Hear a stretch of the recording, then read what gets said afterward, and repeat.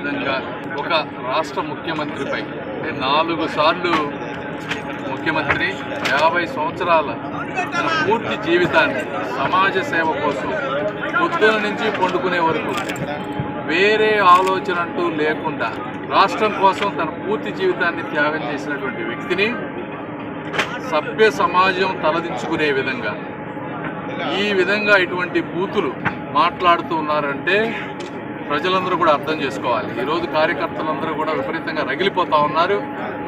అంబటి రాంబాబు గారి ఇంటి మీదకి వెళ్దామని చెప్పి మొత్తం కోరుకున్నా కూడా సంయమనంతో వాళ్ళు చేసినటువంటి మళ్ళీ మేము చేయకూడదనే ఒకే ఒక ఉద్దేశంతో ఈరోజు ఆ కార్యక్రమాన్ని ఆపాము మేము. అయితే రాంబాబు గారు మీరు గుర్తుపెట్టుకోండి, చట్టం అనేది ఒకటి ఉంటుంది. మీకు మళ్ళీ ఇలాంటి మాటలు మాట్లాడకుండా మిగిలిన వాళ్ళు ఎవరైతే ఉన్నారో నాయకులు, అలాంటి వాళ్ళందరికీ కూడా మీరు వచ్చే వారం రోజులు